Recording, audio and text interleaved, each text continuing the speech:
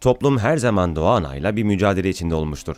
Çoğu zaman kasırga, hortum, deprem, tsunami ve meteor yağmurlarına karşı kaybediyoruz. Her yıl sık sık karşılaştığımız bu doğal afetlere alıştık.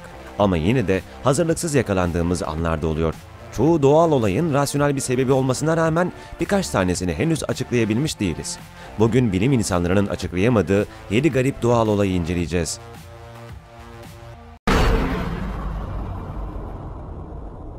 Guatemala obruğu.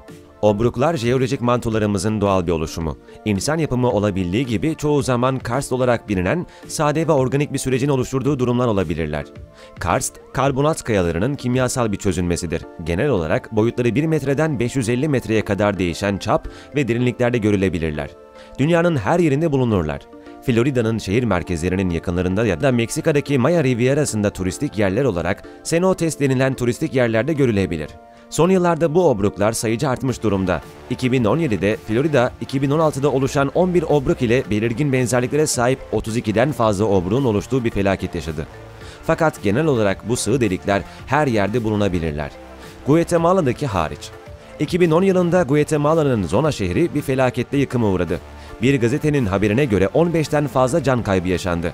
Taşınması gereken 300'den fazla kişiden bahsetmiyoruz bile. 3 katlı bir fabrikayı yutan, 20 metrenin üzerinde genişliğe ve 90 metre derinliğe sahip bir obruk. Bugüne kadar bu obruğun oluşumunun nedeni kesin olarak anlaşılamamıştır. Ancak tropikal Agata kasırgasının sağanak yağışlarından kanalizasyon borusu sızıntısına ve hatta bir iç kabuk volkanik patlamaya kadar bir düzine teori üretilmiştir.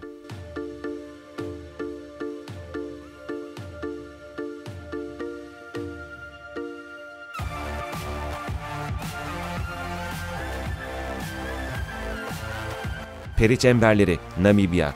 Afrika'nın güneyindeki Namib çölünün kurak otlakları, mistik ve bilimsel ayrılıklarla dolu 2000 kilometrelik bir alan boyunca uzanıyor. Yaşayan bir fosil olan Welwitschia bitkisi gibi sadece bu alanda bulunan, bu bölgenin en büyük ve en ürkütücü gizemlerinden biri efsanevi peri halkaları. 2500 kilometrelik arazide geometrik bir düzenle sıralanmış, 2 ila 15 metre çapları arasındaki 1 milyonun üzerinde mükemmel yuvarlak daire. Bu çıplak toprak alandaki çemberler bölgeyi karmaşık bir dizide işaretliyor. Bu şekillerin nizamı nedeniyle neredeyse insan yapımı gibi görünüyor. Jeolog Prem Raft, bu gizemli dünyaya ait oluşumların nedeni kimsenin bilmediği bir gerçek. Bununla birlikte gerçekten bu konuyla ilgili de birçok teori var. Bazıları akla yatkın, bazıları ise akla ve mantığa çok uzak diyor. Radyoaktif kirlenme, kum termitleri, bitki toksinleri gibi hipotezlerle tanrıların ayak izleri olduğuna inanmaya eğilimli olan yerel halkın inançları gibi.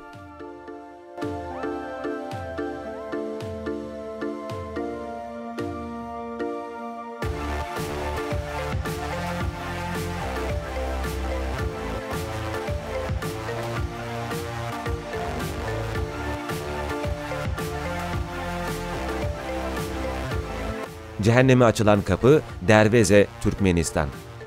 İlk olarak 1971'de Sovyet mühendisleri tarafından tespit edilen cehennem kapısı, Karakum çölünün ortasında ölü olan çökmüş bir yeraltı gaz krateridir. Türkmenistan'ın başkenti Aşgabat'ın yaklaşık 260 kilometre kuzeyinde bulunuyor.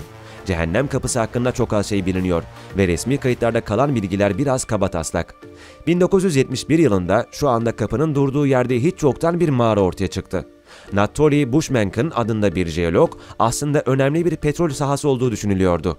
Petrol sondaj kulesi kratere çöktü ve kırsal bölgelere yayılan zehirli bir metan gazı bulutu ortaya çıktı.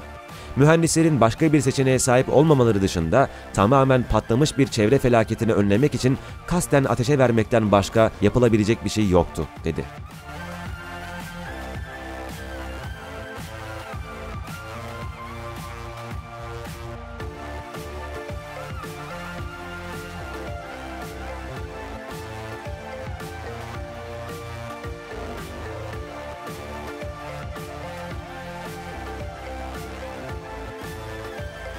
Donmuş metan kabarcıkları, Kanada. Basın tarafından buz kapsülü deniz anası, donmuş uçan daireler ve hatta doldurulmuş pizza olarak tanımlanmışlardır. Yine de özünde bu sözcükler Kanada'nın donmuş metan baloncuklarının diğer dünyaca ilgisini çekmiyor gibi görünüyor. Metan kabarcıkları genellikle Alberta'daki yüksek kuzey enlemlerinde bulunan göllerde görülür. Çarpıcı ve potansiyel olarak ölümcül olan sera gazı sadece gezegeni ısıtmakla kalmaz, aynı zamanda inanılmaz derecede yanıcıdır da. Bu doğal olay hala bilimsel olarak çözülememiş bir gizem. Kabarcıklar ya bölgenin altındaki doğal bir gaz mağarası tarafından ya biyolojik materyali yiyen ve metan salgılayan bakteriler tarafından oluşturuldu veya bunlar uzaylılar tarafından çoğaltılan yiyecekler olabilir. İnkar edilemeyecek olan tek şey ise bu gizemli kabarcıkların süsledikleri manzaranın muhteşem olması.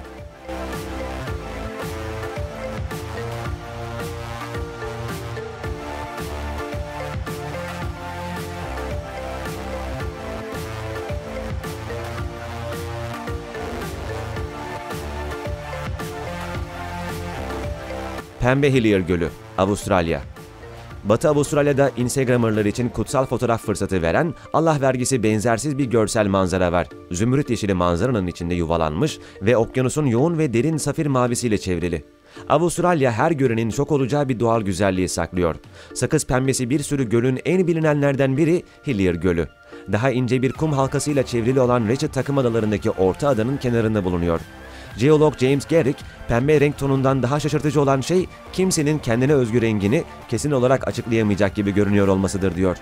Bu nedenle doğası gereği yüksek beta-karoten seviyesine sahip bir mikroorganizma olan ve Haloarchaea olarak bilinen yeşil algler burada yüksek konsantrasyonda bulunuyor ve tuzlu sularda pembe renkli pigment üretiyor. Fakat rengin parlaklığı hala tam olarak açıklanamıyor.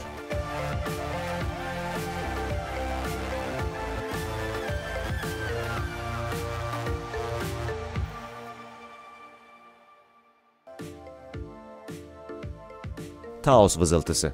Herkes ara sıra kulaklarında çınlama, vızıltı, cızırtı veya uğultu hisseder. Bu sesler kulak kanalında bir kurtçuk dolaşıyormuş gibi rahatsız eder. Bu tarz seslerin duyulma nedenleri çok yönlüdür. Duyulan seslerin seviyesi mekanik ses perdesi kadar zararsız bir şey, normal işitsel spektrumun çok üzerinde veya kulak çınlaması gibi olabilir.